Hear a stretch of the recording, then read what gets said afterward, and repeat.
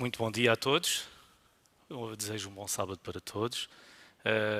É bom e é um privilégio estar aqui esta manhã, de sábado, na igreja.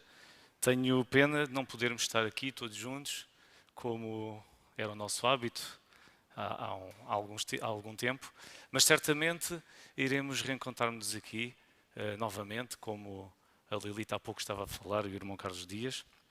E vamos poder voltar a recapitular estas lições em conjunto, aqui neste edifício, nesta sala, neste templo que foi consagrado ao Senhor.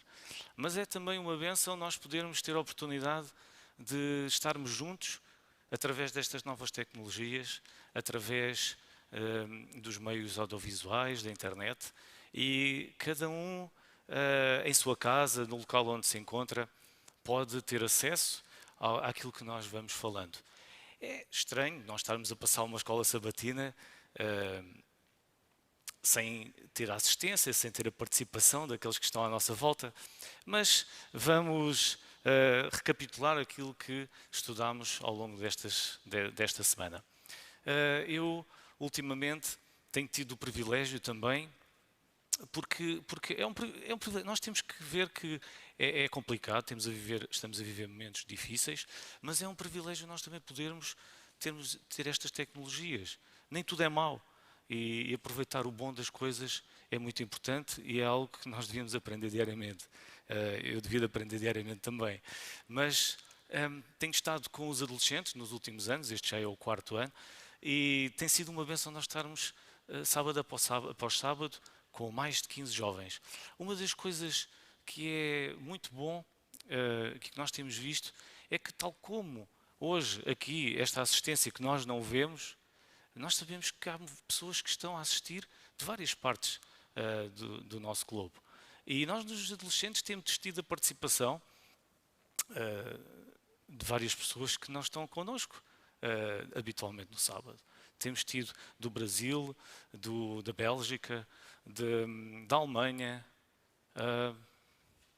e acho que me estou a esquecer de algum país, mas pronto. Mas é uma bênção nós podermos ter este privilégio. Eu acredito que aqueles que assistem também aqui esta manhã, que estão mais afastados fisicamente aqui de Setúbal e da igreja de Setúbal, também sentem que é uma bênção terem esta participação na escola sabatina. Esta semana nós estudamos, como a Ângela falou há pouco, alguns capítulos de Isaías, 50, o 52 e o 53, e nós temos estudado ao longo destes sábados, deste trimestre, que boa parte do livro de Isaías profetiza acerca do Messias que viria a esta terra. Aborda, como já estudamos, quer o nascimento do Messias, a sua identidade como rei, como descendente de Davi, sendo da linhagem real, mas também falámos um pouco sobre a sua missão como restaurador de Israel, da sua libertação, da sua missão como libertador da injustiça e também do sofrimento do seu povo. E estas semanas estudámos mais alguns pontos fundamentais. A semana passada falámos sobre o servo do Senhor. E vimos que o servo do Senhor era e é Jesus. Esta semana nós estudamos mais algumas características deste servo de Jesus e da sua missão. Isaías escreveu este texto que nós vamos ler cerca de 712 anos antes de Cristo. No ano 712 antes de Cristo. Mais ou menos, um pouco menos, 750 anos antes do sacrifício de Jesus. 750 anos. E nós hoje, visto que também a participação é limitativa, nós vamos tentar olhar para o texto e irmos estudando versículo a versículo. Eu gostaria que abrissem as vossas Bíblias ou seguissem no rodapé que vai ser também projetado nas vossas telas, nas vossas televisões, nos vossos tablets, onde tiverem a ver esta emissão. O texto de Isaías 50.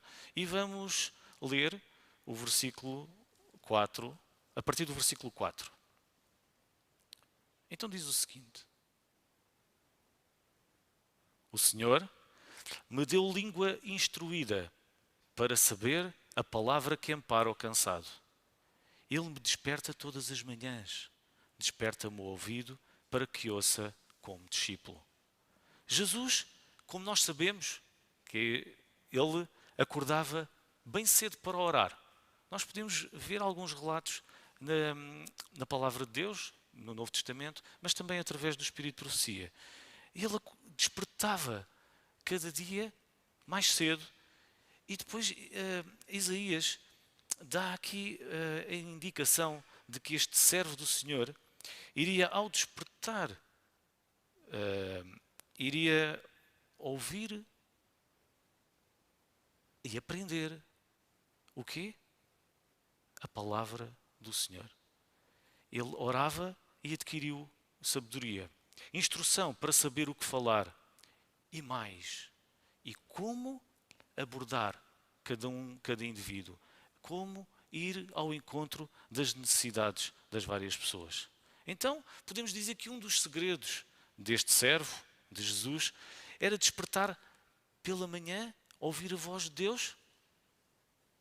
E é uma grande lição, e a primeira lição desta manhã para nós hoje, que é um grande exemplo para nós também, que devemos ir buscar Deus cada manhã, para podermos também desempenhar melhor o nosso dia-a-dia e a nossa missão. E aquilo que Deus nos vai dizendo e dando para nós fazermos também. Vamos avançando e avançar para o versículo 5. E o versículo 5 diz-nos que o Senhor Deus abriu os meus ouvidos e eu não fui rebelde, eu não me retraí. Deus ensinou a escutar. A importância de dar tempo a ouvir. Nós, ultimamente, vivemos, e eu sinto isso na minha vida, tenho muito pouco tempo para ouvir. Muito pouco tempo para ouvir. Nós agimos. Mas Jesus aprendeu a ouvir a voz de Deus. Ele não foi rebelde ao ponto de deixar de escutar a voz de Deus. É isso que o texto diz. Não ouvir a voz de Deus, não a escutar, é rebeldia. Vamos avançar. No versículo 6, o profeta inicia um ponto-chave no estudo que nós vamos fazer esta manhã e estudamos ao longo desta semana.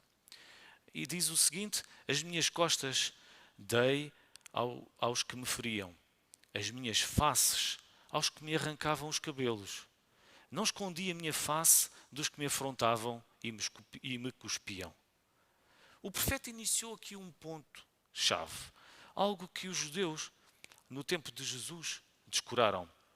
É que o servo do Senhor, que eles aguardavam, quando o Senhor, este servo, eles não o relacionavam e não o consideravam como a mesma pessoa, como o Messias, porque ele tinha uma missão diferente daquela que eles gostariam. Eles estavam à espera de um livramento através de um rei, de um líder político, um líder que também fosse militar, que os livrasse da opressão dos romanos que eles sentiam na altura. E eles descuraram algo que era fundamental no cumprimento da sua missão. É que o sofrimento fazia parte desta missão. Era importante e era fundamental, porque senão não faria sentido nenhum aquilo que Jesus viria fazer. Nós hoje conseguimos entender isso. Na altura os judeus tiveram muita dificuldade. Não só os judeus, mas aqueles que viviam à sua volta não entenderam a verdadeira missão do Messias. Os intelectuais da lei, os discípulos que andaram com ele, percorreram caminhos, viveram momentos fantásticos que nós quando lemos pensamos, mas é fantástico aquilo que eles ouviram e viram acontecer, milagres. A sua própria família conviveu com ele durante tantos anos. Não entenderam totalmente qual era o ministério deste servo. Apesar de ele dar várias pistas ao longo da sua vida e do seu ministério. Hoje nós aguardamos a segunda vinda deste Messias. Mas será que nós também estamos confundidos com a sua verdadeira missão para nós hoje, no século XXI? Será que nós, em vez de pedirmos e vivermos para o livramento deste mundo de pecado, nós pedimos e queremos, no fundo, é viver melhor neste mundo? Jesus, inspirando Isaías, diz-lhe qual é o segredo para suportar o sofrimento e a ignomínia que ele teria de passar. E nós podemos ver no versículo 7, continuar, e lermos: porque o Senhor Deus me ajuda, eu não serei confundido. Por isso fiz o meu rosto como pedreneira e sei que não serei envergonhado. A ajuda providencial para suportar os ataques injustos que este servo teria que sofrer, esta ajuda vem de Deus. E mais, e aquilo que é-nos dito aqui é que seriam suficientes para que aqueles ultrajes não fossem sentidos. Diz-nos que o texto que este servo ia resistir forte no Senhor como uma pedra e que não iria sentir vergonha. Nós hoje, e ninguém gosta de ser maltratado, e sentimos-nos injustiçados e tristes, com certeza, quando somos maltratados. Mas na altura era uma questão de honra também, muito mais ainda do que hoje. E aquele processo que Jesus teria que passar e passou era para a sociedade, aos olhos da sociedade, uma grande e tremenda desonra. Mas ele não sentiria vergonha pelo que iria passar. Porquê? Porque o Senhor, Deus, me ajuda, diz o servo do Senhor, diz Jesus Cristo, através de Isaías. Vamos continuar e vamos para o versículo 8 e 9. E no versículo 8 e 9 diz o seguinte: perto está o que me justifica. Quem contenderá comigo? Quem é o meu adversário? Chegue-se perante mim. Deus estaria ao seu lado e seria o seu defensor. Os adversários teriam apenas sucesso aparente. O sucesso que eles teriam era apenas aparente. Porquê? Vamos continuar no versículo 9. É o Senhor quem me ajuda. Quem há que me condene? Se o Senhor me ajuda, não há ninguém que me possa condenar. Todos eles, os adversários, serão como os vestidos que envelhecerão e a traça os comerá. Apesar dos adversários estarem aparentemente a ser vitoriosos, e nós podemos ir ver no sacrifício de Jesus, ele morreu. Eles, os adversários, iriam fracassar e reduzir-se a nada, ao pó. A vitória seria de Jesus, deste servo sofredor, apesar do sofrimento atroz que ele teve que passar na cruz. É uma mensagem dura, é uma mensagem que ninguém queria ouvir. É uma mensagem que o povo de Deus, os seus seguidores, os seus discípulos, não estavam preparados. Isaías não estava preparado, os seus profetas não estavam preparados para que aquele que iria livrá-los tivesse que passar por isto. Vamos continuar e vamos então continuar no versículo 10. E diz o seguinte: se alguém entre vós reconhece a autoridade do Senhor, esteja atento à palavra do seu servo. Mesmo que caminhe pelas trevas sem um raio de luz, deposite a sua confiança no Senhor e apoie-se no Senhor. Este servo do Senhor deixa uma mensagem que vai mais além ainda. Uma mensagem para todos aqueles que sofreriam no futuro. Todos aqueles que sofreriam com Ele e por causa dele também. Apesar de tudo parecer escuro, tudo parecer difícil, de não haver uma solução aparente. Confia no Senhor.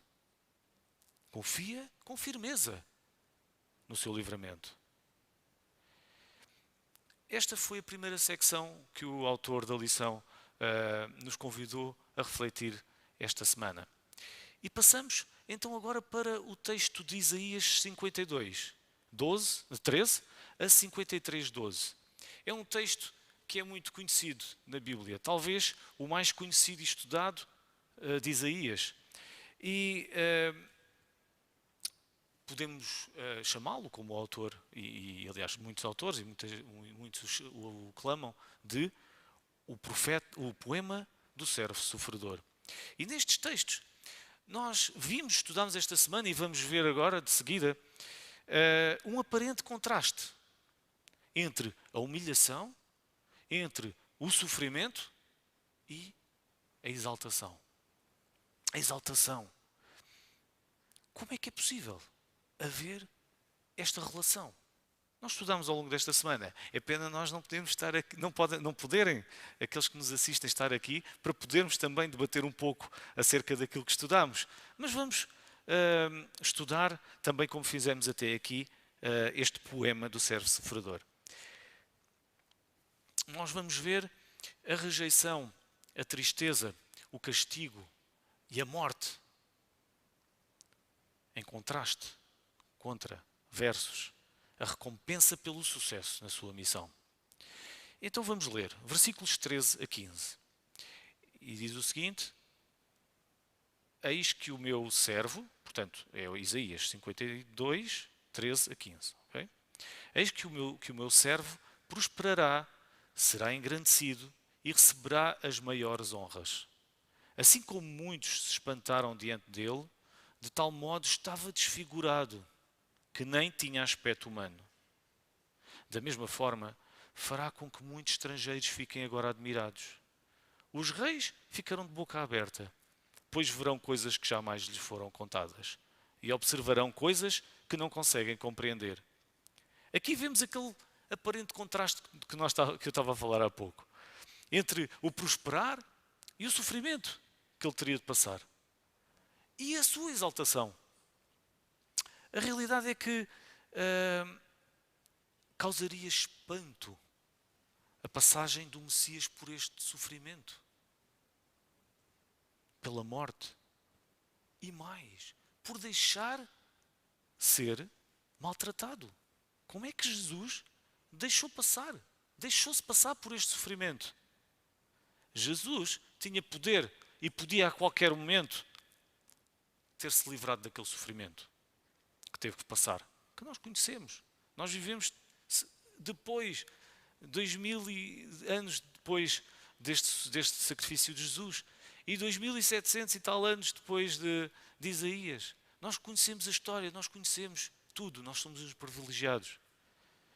E nós olhamos para este ponto e nós sabemos que Jesus tinha poder para sair daquela situação. As pessoas no momento da sua crucifixão diziam: salvou os outros, salve-se a si mesmo também. Porquê é que ele não o fez? Ele nunca utilizou o seu poder para benefício próprio.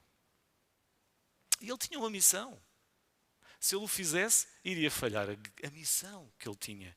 A missão que ia lhe dar um objetivo ainda muito maior do que aquele sofrimento passageiro, mas atroz.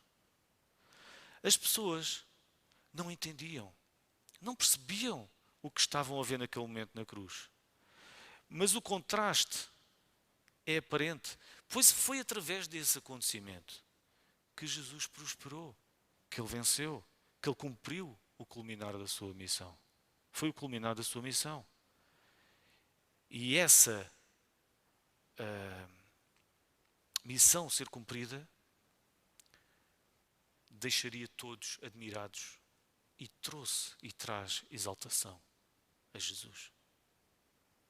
Vamos continuar e vamos ler os versículos de 1 a 3 do capítulo 53.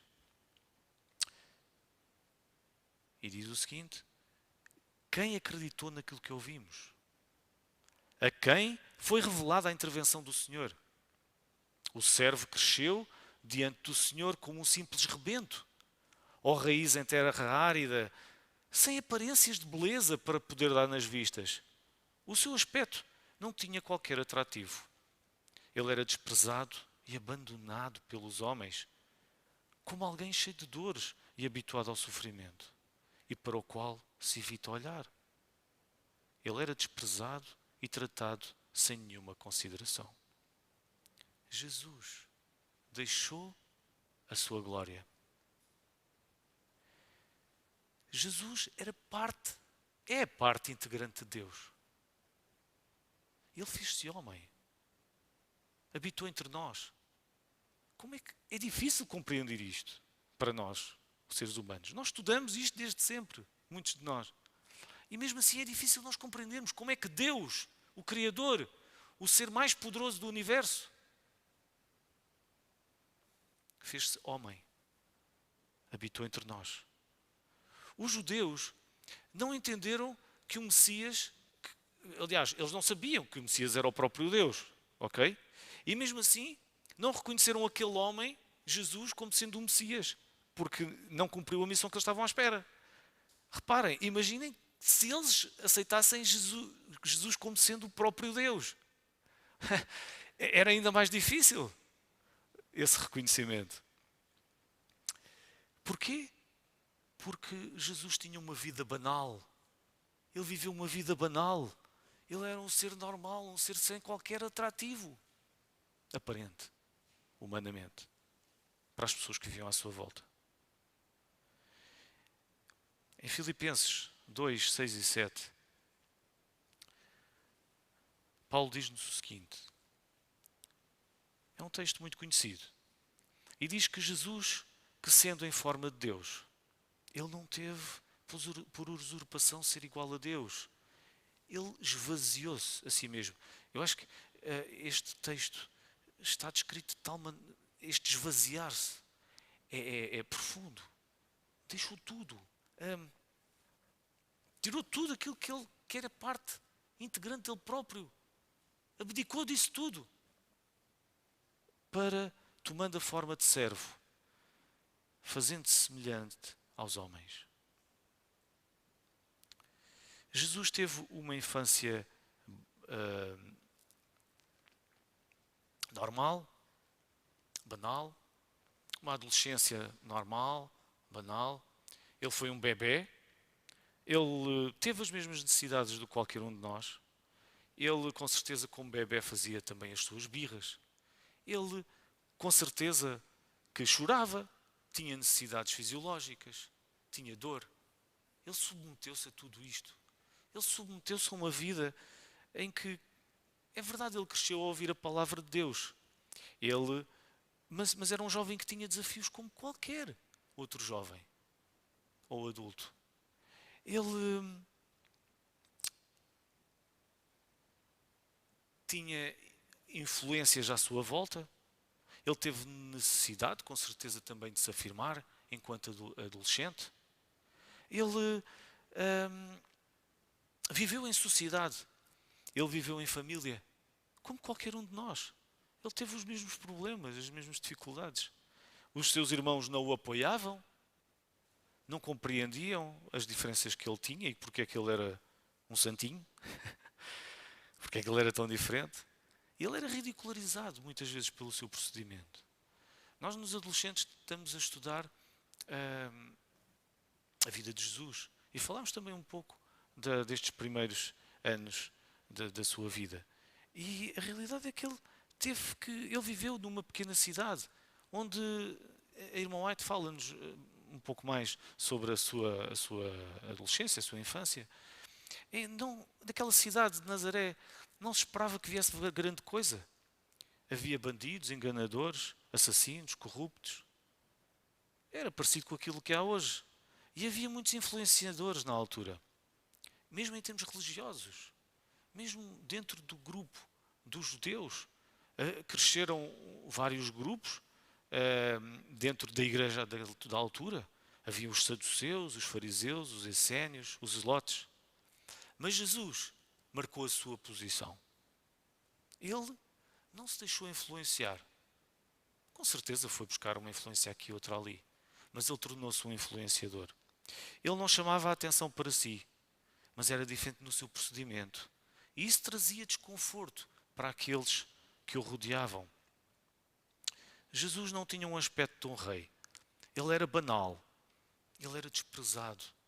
Ele trabalhou a sua vida como qualquer um de nós, um trabalho manual.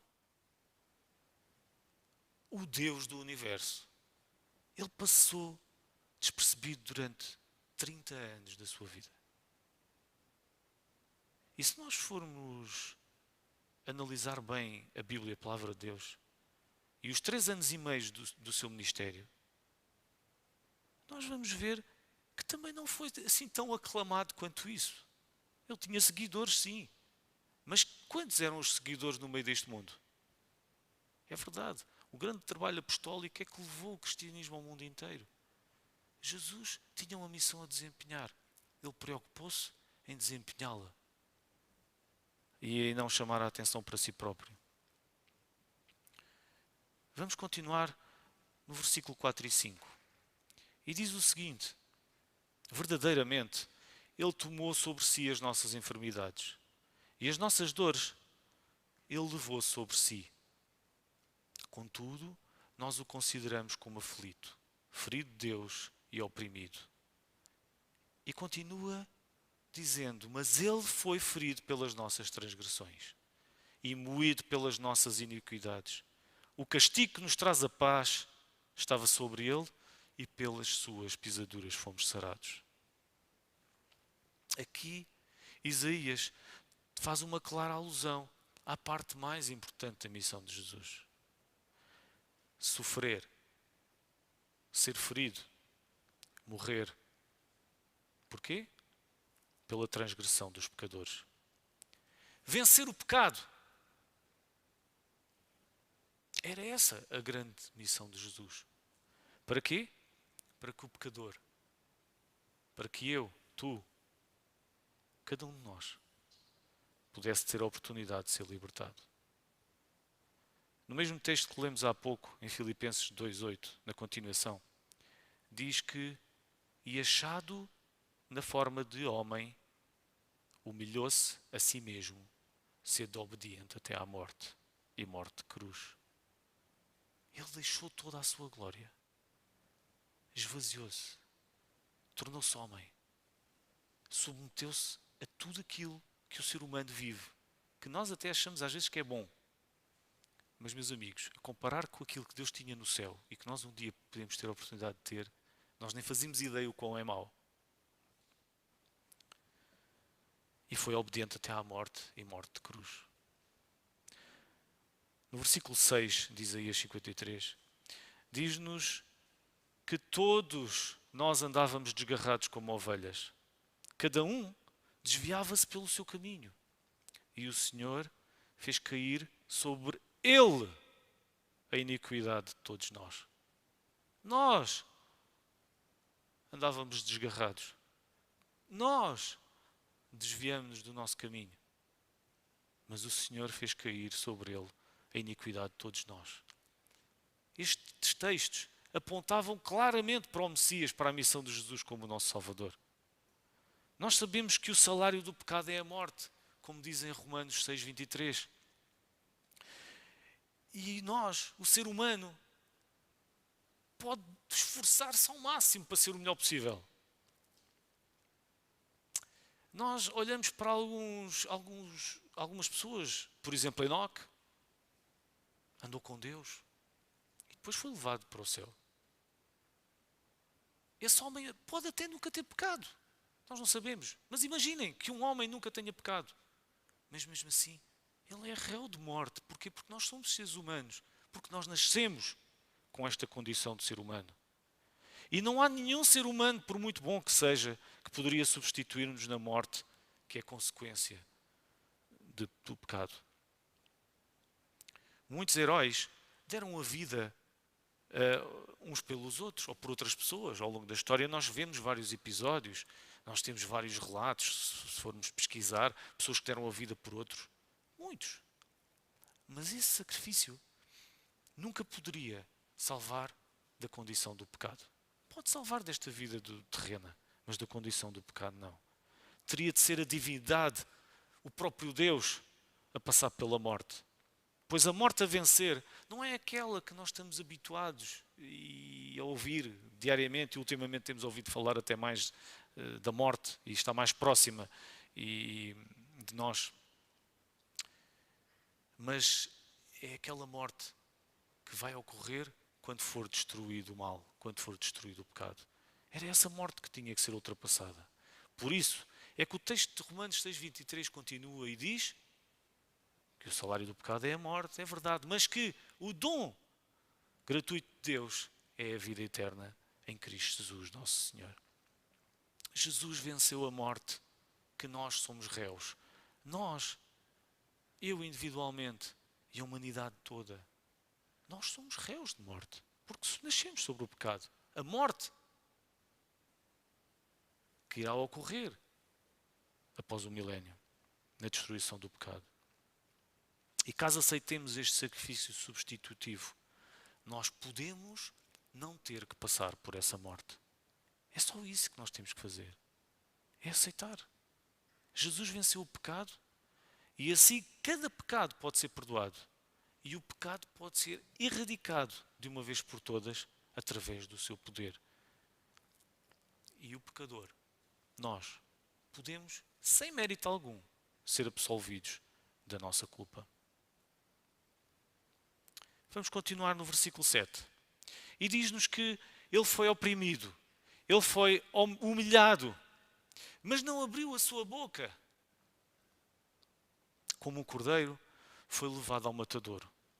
E como a ovelha muda, a ovelha que vai para o matadouro e vai em silêncio. Perante os seus tosqueadores também, ou quando vai ser tosqueada também. Ele também não abriu a sua boca.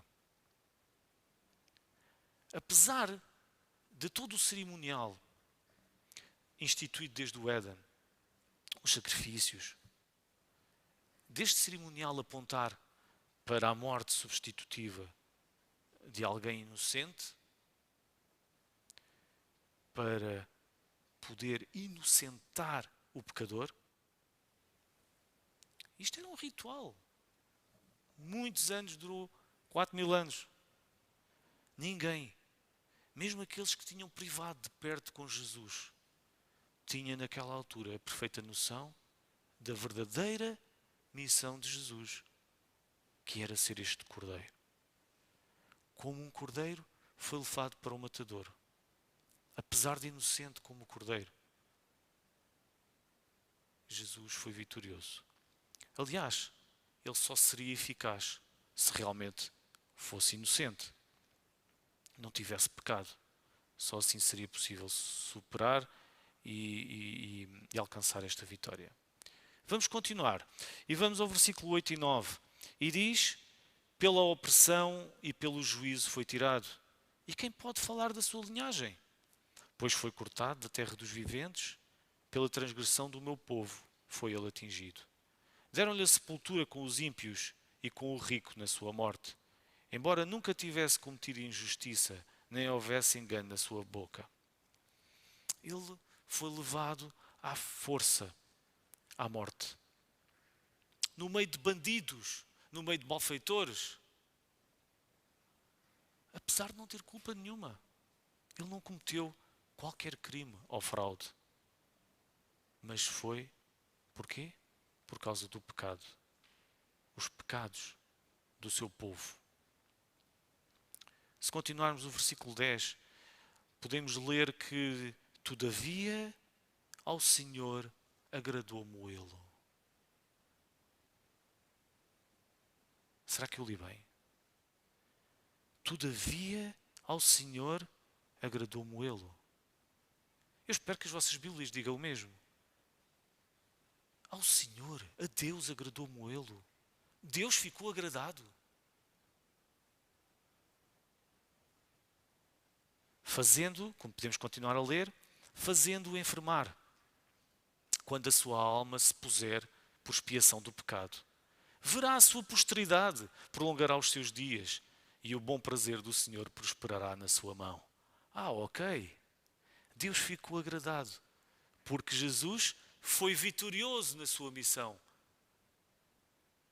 Todo o universo estava em risco. Porque era o próprio Deus que estava ali. Aquele que habitou entre nós. Ele deu o seu exemplo. Ele não pecou. Ele morreu na cruz e ressuscitou.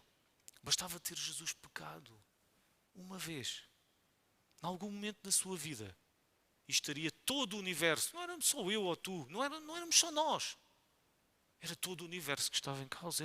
Era Deus que estava ali também, através da pessoa de Jesus. Nós podemos ter a certeza que Jesus não pecou. Sabem porquê? Porque Ele ressuscitou. Se Ele tivesse pecado, Ele não tinha ressuscitado. E mais, nós não estaríamos aqui. Nós não fazemos ideia das consequências desastrosas que seria para a humanidade e para todo o universo. Graças a Deus não sabemos e não fazemos ideia o que era. Jesus teve a morte da cruz. Ele fez-se maldito de Deus, como diz em Gálatas 3,13. Em Gálatas 3,13 diz-nos que Cristo nos resgatou da maldição da lei, fazendo-se maldição por nós, porque está escrito, maldito todo aquele que for pendurado no madeiro. Jesus morreu para que nós pudéssemos viver. Nós podemos ler também em 2 Coríntios 5,21, julgo que já está projetado também, Cristo não tinha cometido pecado, mas Deus, para nosso bem, tratou-o como pecador, para que nós, em união com Ele, pudéssemos ser considerados justos por Deus. Ou noutra versão mais conhecida, diz que Deus o fez por pecado por nós, para que nele nós fôssemos feitos justiça de Deus. Nós podemos ser justiça de Deus porque Jesus tornou-se pecado por nós. Se nós lermos no trimensário a citação que vem na lição, na página 125 do monitor, portanto, na lição de quarta-feira, uma citação de Ellen White que vem no final, que diz: que preço pagou Deus por nós? Olhem para a cruz e para a vítima nela pendurada. Olhem para aquelas mãos traspassadas de cravos cruéis e para aqueles pés pregados no madeiro. Cristo levou no seu próprio corpo o nosso pecado. Esse sofrimento, essa agonia, são o preço da vossa redenção. Esta é a expiação do pecado.